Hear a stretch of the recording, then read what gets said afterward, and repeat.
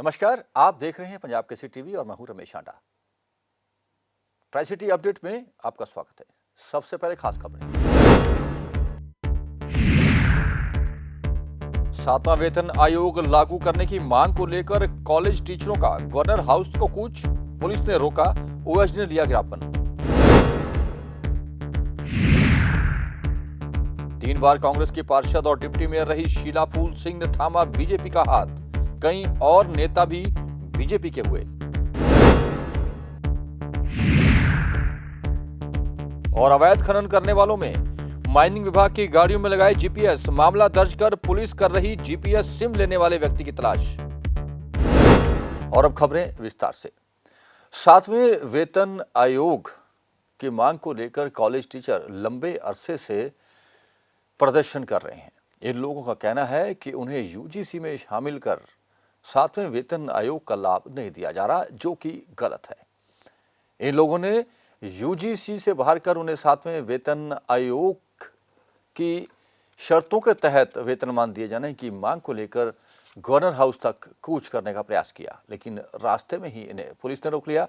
Police के साथ तीखी बहस भी हुई, जिसके बाद मौके पर पहुंचे ओएसडी ने गवर्नर के नाम टीचरों से ज्ञापन लिया।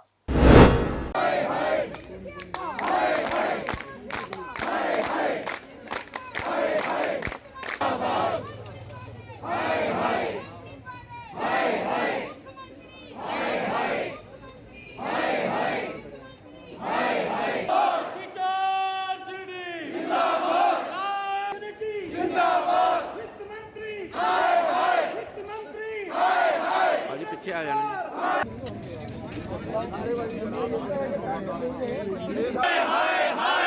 वित्त मंत्री मुर्दाबाद मुर्दाबाद मुर्दाबाद।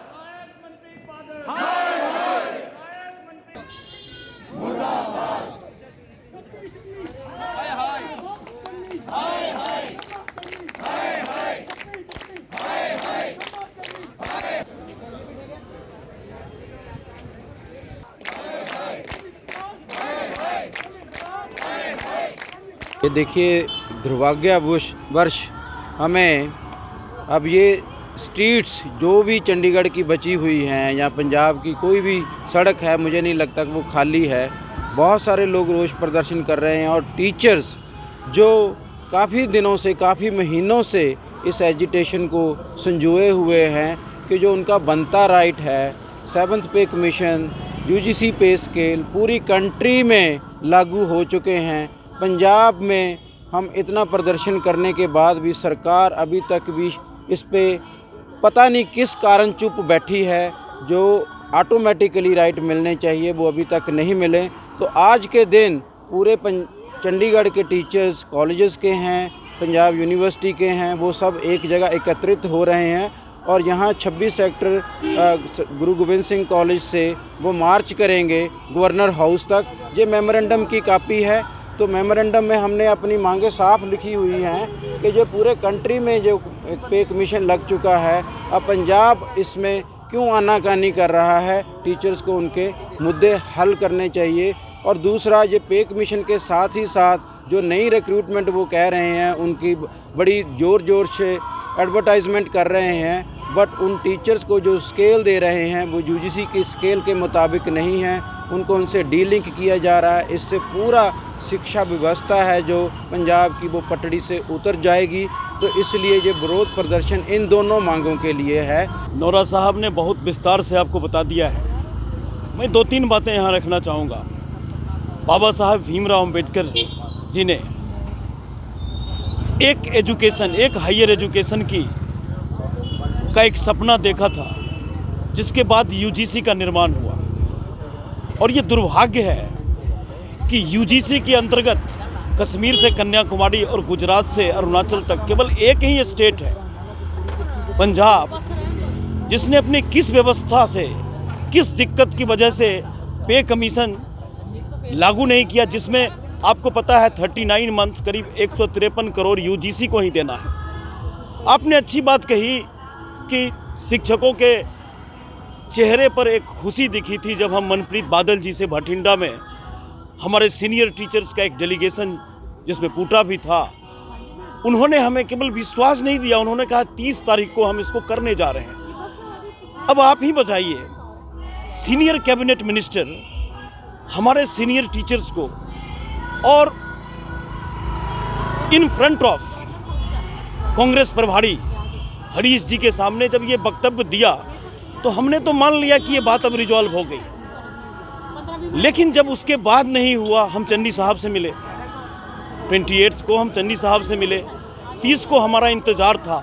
किंगरा साहब ने जो है 7 दिन जो है बड़े कष्ट में गुजारा।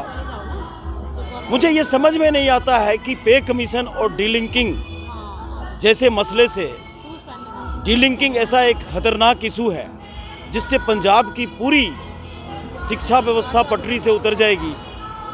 पता नहीं वो किनको खुश करना चाहते हैं और उनका क्या विजन है पंजाब जैसे बफर स्टेट जिसकी दुनिया में एक पहचान है। लगातार 15 वर्षों तक 3 साल कांग्रेस की टिकट पर पार्षद चुनी गई और डिप्टी मेयर रही शीला फूल सिंह आखिरकार उन्हें टिकट नहीं दिए जाने से इतनी नाराज हुई कि उन्होंने पार्टी को ही छोड़ दिया। शीला फूल सिंह ने भाजपा का दामन थाम लिया है। शीला फूल सिंह के साथ उनके कई और समर्थक भी भाजपा में शामिल हो गए हैं, जिन्हें भाजपा प्रदेश अध्यक्ष अरुण सूद ने पार्टी में शामिल किए जाने की घोषणा की है।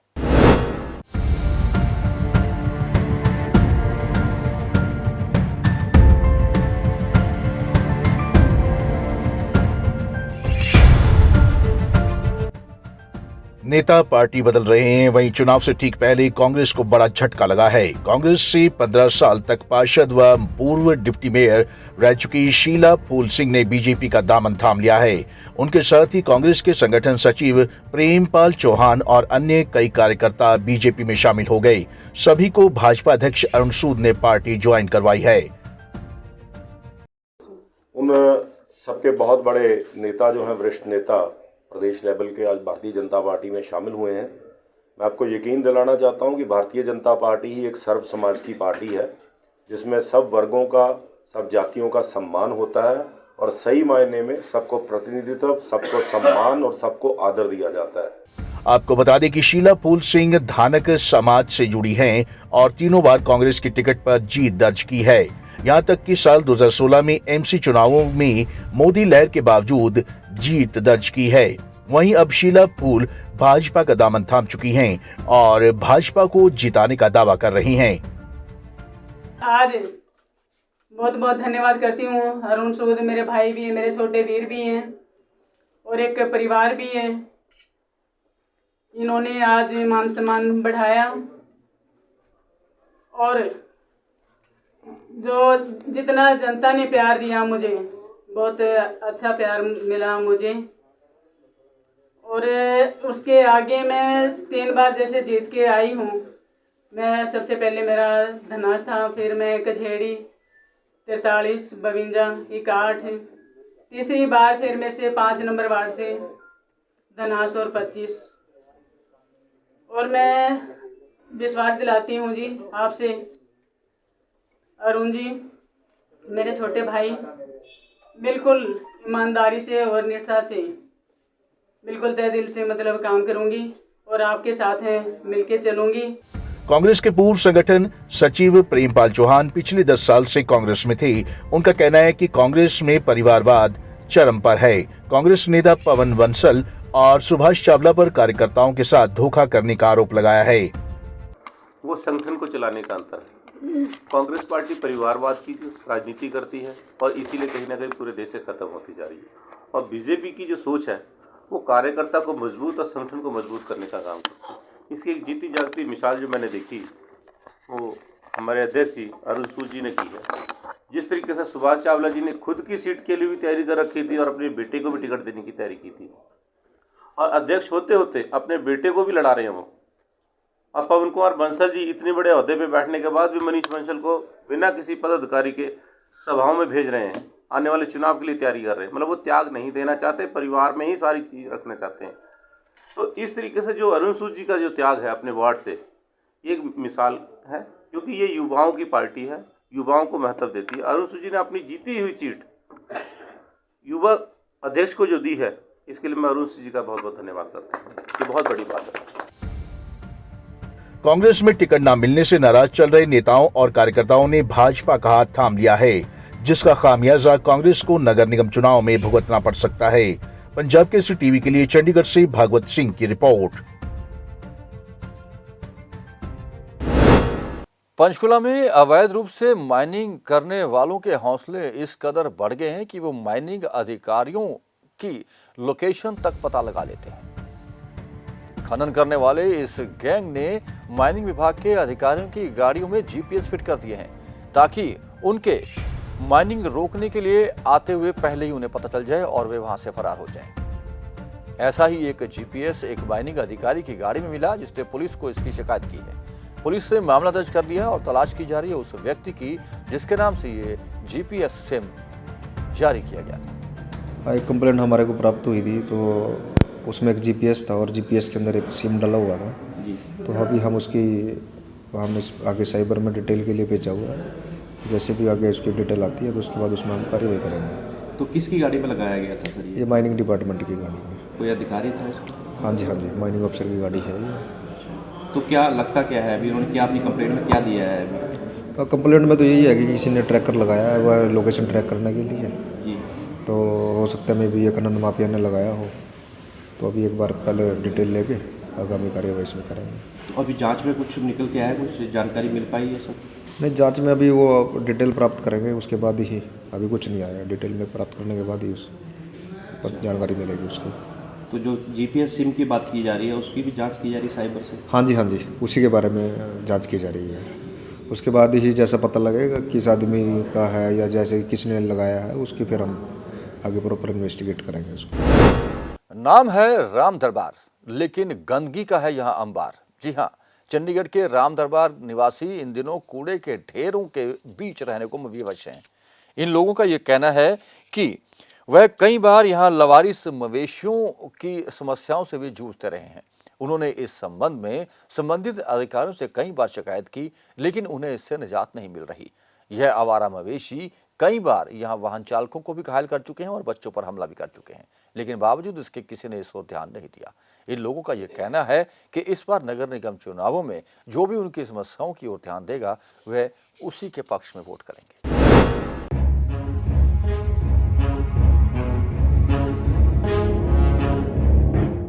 चंडीगढ़ के राम दरबार में समस्याओं का अंबार लगा हुआ है, लेकिन सबसे बड़ी समस्या जो आजकल इन दिनों इन लोगों को झेलनी पड़ रही है, वह है लावारिस मवेशियों की। लावारिस मवेशियों की संख्या बढ़ती जा रही है और ये मवेशी सड़कों पर घूमते हैं, जहां सड़कों पर लोगों को वाहन चलाने में काफी दिक्कतों का सामना करना पड़ता है। कई बार तो ये मवेशी वाहनों के आगे आ जाते हैं, जिससे लोगों में कई बार दुर्घटना का शिकार होने का डर बना रहता है। इस बार न ही नगर निगम वार्ड न ही प्रशासन ध्यान दे रहा है, जिससे राम दरबार के लोग काफी नाखुश हैं। इन लोगों से जब हमने बातचीत की तो उनका कहना था कि नगर निगम और प्रशासन की ओर से काउ सेस लिया जाता है और ये काउ सेस कहाँ लगाया जाता है, इसका अभी तक पता नहीं चल पाया है, क्योंकि सड़कों पर मवेशी हैं, जिससे आए दिन सड़कों पर दुर्घटनाओं का खतरा बना रहता है।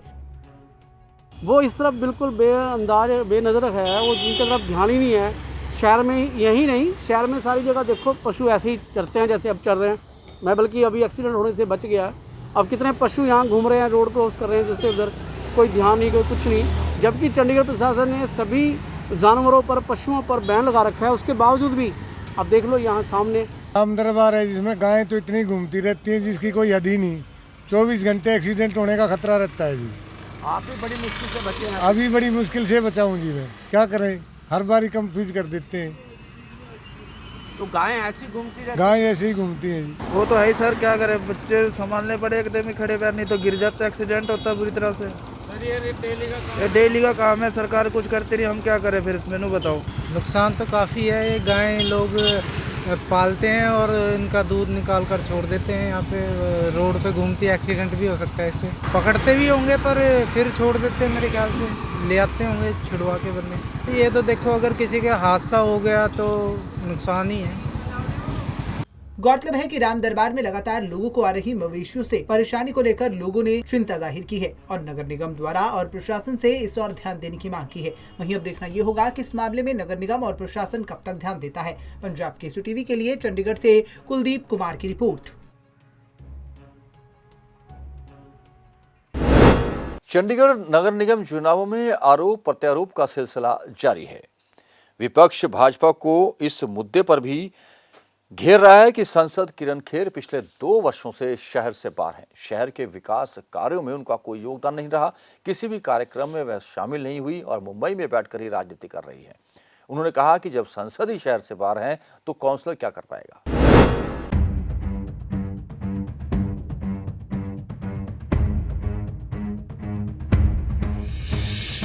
चंडीगढ़ नगर निगम चुनाव अब काफी नजदीक है और इसी के चलते आरोप प्रत्यारोप का दौर भी जारी है। वहीं मतदान के इतने नजदीक समय में भी सांसद किरण खेर गायब हैं। इसी बीच विपक्ष आखिर भाजपा को इस मुद्दे पर घेरने का मौका कैसे छोड़ सकता है।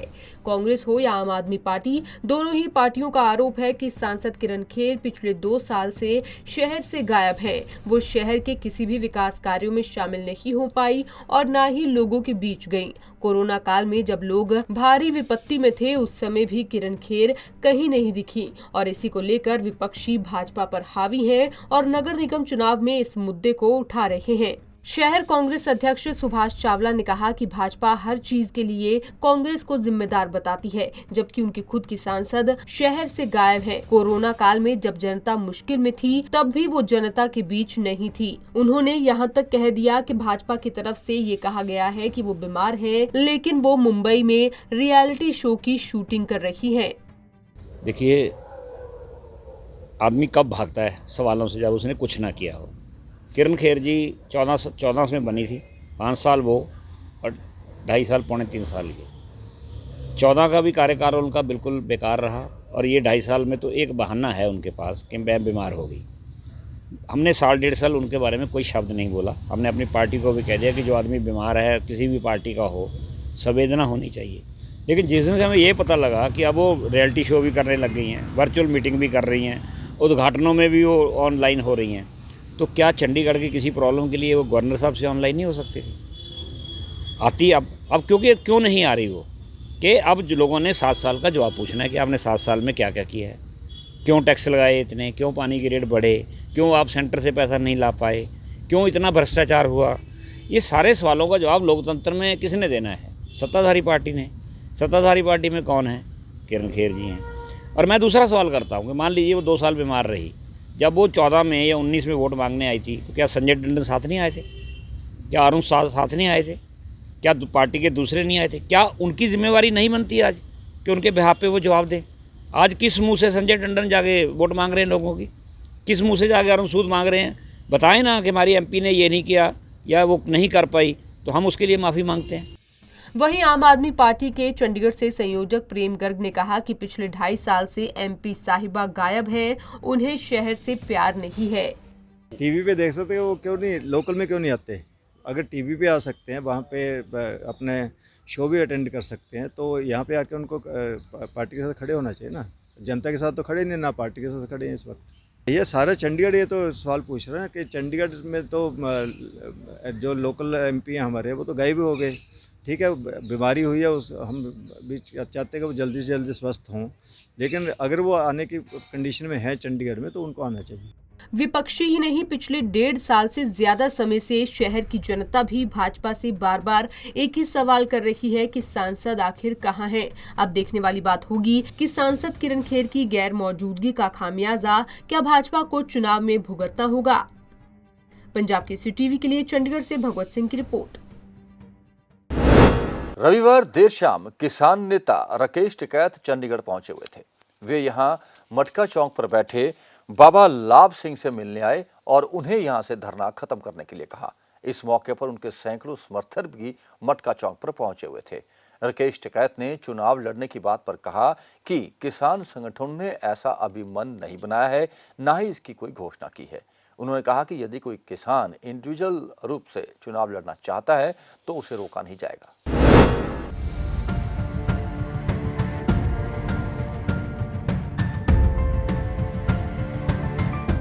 रविवार देर शाम किसान नेता राकेश टिकैत चंडीगढ़ पहुंचे। यहां राकेश टिकैत ने मटका चौक पर किसान आंदोलन के समर्थन में बैठे बाबा लाभ सिंह से मुलाकात की। इस मौके पर सैकड़ों की संख्या में किसान भी उनसे मिलने के लिए पहुंचे।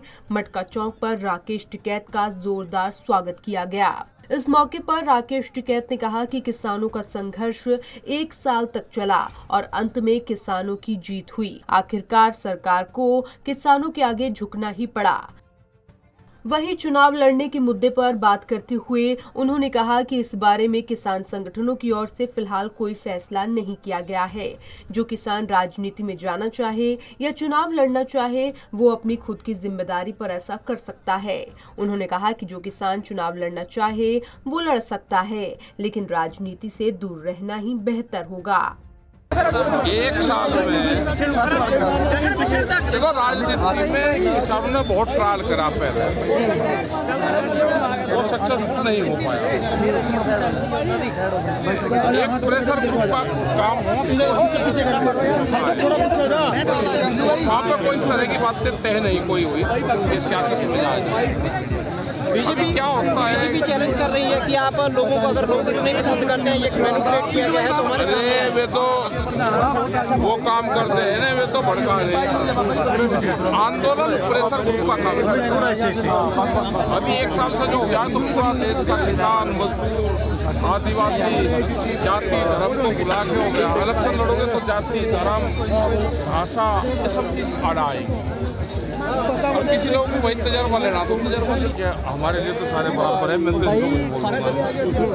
पंजाब के लीडर क्या कहते हैं? पंजाब में वो अपने वो कह नहीं करते कि बस में समान की जिम्मेदारी सवारी की है। जो हमारे लिए सब बराबर है और हम पंजाब के बारे में जो उनको जो मामले। इस दौरान राकेश टिकैत ने टोल टैक्स को लेकर भी बयान दिया। खत्म होंगे, सब खत्म होंगे। और साथ ही जो जिस तरह से आपने तस्वीरें देखी होंगी, टोल टैक्स लगातार बढ़ाने की उन्होंने शुरू कर दी है। आपको नहीं लगता जनता के ऊपर भार पड़ेगा? मीडिया यार वो उसकी बात देखेंगे। लोग जा नहीं पाए, वे लोग घर तक चले गए।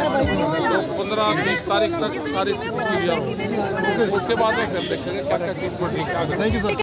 वहीं किसान आंदोलन के बारे में बात करते हुए राकेश टिकैत ने कहा कि ये एक ऐसा आंदोलन था जिसके नाम पर मेले लगा करेंगे और आने वाले दिनों में चंडीगढ़ में किसानों द्वारा एक मार्च भी निकाला जाएगा। हालांकि उसकी तारीख के बारे में अभी बताया नहीं गया। उन्होंने कहा कि मटका चौक पर बाबा लाभ सिंह ने भी खेती कानून के खिलाफ संघर्ष किया, इसीलिए मटका चौक का नाम बदलकर बाबा लाभ सिंह चौक रखा जाना चाहिए। आपको बता दें, टिकैत ने मटका चौक पर 320 दिन से चल रहे किसानों के धरने को समाप्त करवाया। टिकैत ने सभी किसानों को बधाई दी और बाबा लाभ सिंह का मुंह मीठा करवाकर गले लगे। पंजाब केसरी टीवी के लिए चंडीगढ़ से कुलदीप कुमार की रिपोर्ट। लोकतंत्र की सबसे बड़ी खूबसूरती यह है कि इसमें कोई भी चुनाव तक लड़ सकता है। बापूधाम कॉलोनी में इस बार ऐसा ही एक शख्स चुनाव लड़ रहा है, जो कि सारा दिन अपने परिवार का पेट पालने के लिए पकौड़े और समोसे की रेहड़ी लगाता है और सुबह शाम अपने चुनाव का प्रचार भी करता है। आइए देखते हैं रिपोर्ट।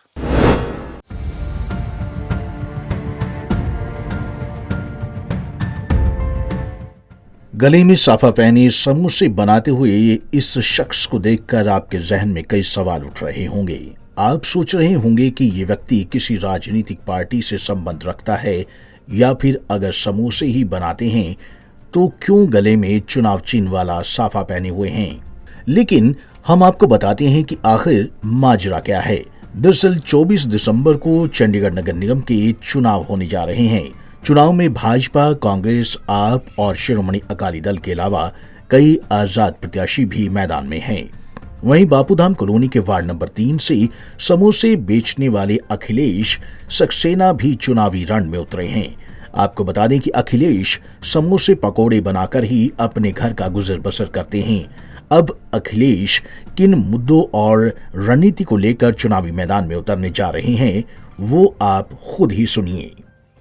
मैं अपनी शेर की छाती ठोक के कहना चाहूँगा कि अगर मैं अपने नगर निगम के तहत कार्य करने में विफल रहता हूँ तो मेरे लिए आने वाले 5 साल के बाद हर घर के बाहर मुझे धक्के मार के भगाना चाहिए और जूते की माला रखनी चाहिए। और मैं मीडिया के माध्यम से जाते जाते इतना भी कहना चाहूँगा कि अगर आप लोगों का प्यार और सहयोग मुझे इस चुनाव में मिलता है तो मैं पूरी कर्म निष्ठा के साथ अपनी जिम्मेवारी को निभाऊंगा और जो भी मुझे तनख्वाह मिलेगी मैंने वो तक पूरे वचन और निष्ठा के साथ कह दिया है कि मैं बच्चों की पढ़ाई पर दे दूंगा या किसी गरीब बिटिया की शादी में दे दूंगा। अगर कोई नहीं लेना चाहेगा तो भंडारे में दे दूंगा।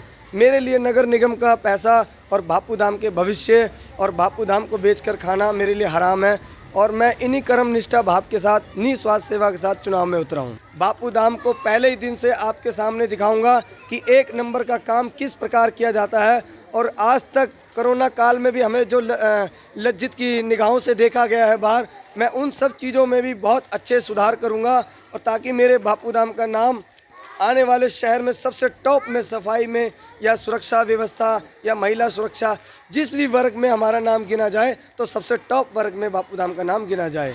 एक तरफ ये जनाब समोसे बनाते हैं तो दूसरी तरफ अपना प्रचार भी करते हैं। बाबूधाम कॉलोनी के वार्ड नंबर 3 से कुल 9 उम्मीदवार चुनावी मैदान में हैं, जिनमें से अखिलेश भी हैं। दावा बापूधाम के विकास का, दावा महिला सुरक्षा का। अब देखना होगा कि क्या अखिलेश जनता को विश्वास में ले पाते हैं या नहीं। पंजाब केसरी टीवी के लिए चंडीगढ़ से भागवत सिंह की रिपोर्ट। और अब एक नजर आज के तापमान पर। ट्राई सिटी में आज का अधिकतम तापमान 23 डिग्री सेल्सियस और न्यूनतम तापमान 8.8 डिग्री सेल्सियस रिकॉर्ड किया गया। मौसम में नमी की मात्रा 57% रही। आने वाले 24 घंटों में अनुमान है कि दोपहर बाद हल्की बारिश हो सकती है, जिससे तापमान और गिरेगा। रात के तापमान में भी गिरावट आना तय है। ट्राई सिटी अपडेट में अब तक के लिए बस इतना ही। देश और विदेश की हर खबरों और सूचनाओं के लिए आप बने रहें पंजाब केसरी टीवी के साथ। हम फिर हाजिर होंगे ट्राई सिटी अपडेट लेकर। तब तक के लिए रमेश आना को दीजिए इजाजत। नमस्कार।